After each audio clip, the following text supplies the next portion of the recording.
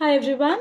This is part 5 of our series, which has been going on about the importance of balanced diet during pregnancy and lactation.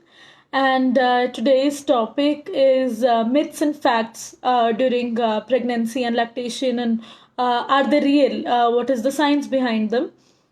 So the first myth that we most commonly come across is if curd is safe and beneficial during pregnancy or should it be avoided. So the fact is that curd is a rich source of calcium, which is very essential during pregnancy. It helps you in building the teeth and bones, but it also helps you in your blood circulation and muscles, the movement of your muscles, and helps in the nerves to send messages from your brain to the rest of the body. So calcium is very, very important for the neural conduction as well. The second myth that we come across is taking chocolate safe during pregnancy. Now, chocolate can be avoided if you're diabetic or you've been advised to have less sugar. But dark chocolate has been found actually to improve your circulation and also reduce the risk of preeclampsia. So, dark chocolate is very, very beneficial for you during pregnancy.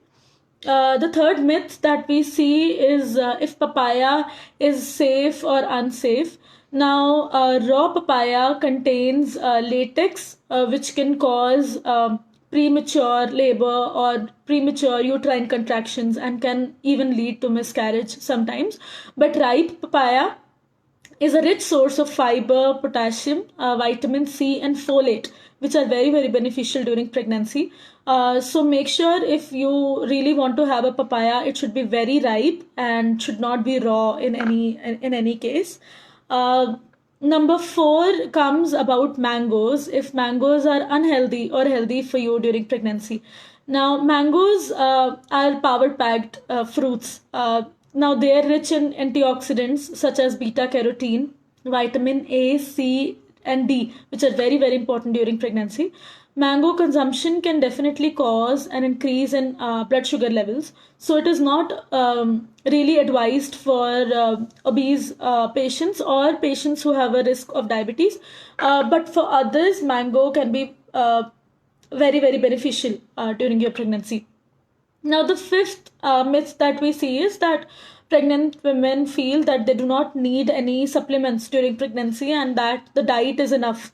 So, during pregnancy, your nutritional needs increase 3 to 4 times.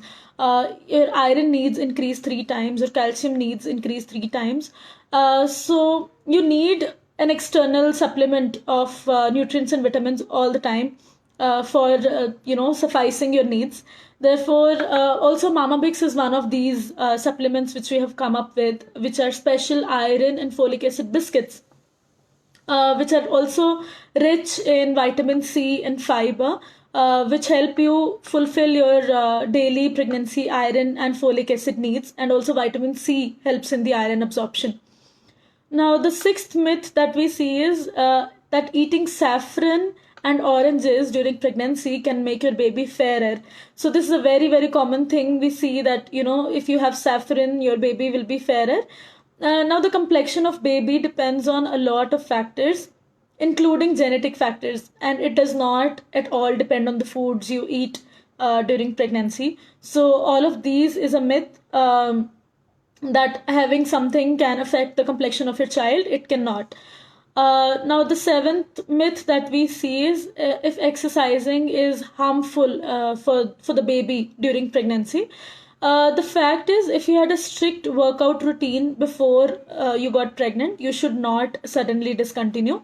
A lighter workout routine under appropriate guidance can actually make you feel more energetic and happier.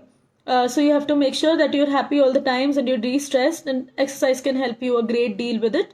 However, if you never used to work out before, a short light walk in a day is always beneficial since it makes you feel more active and keeps you energetic as well.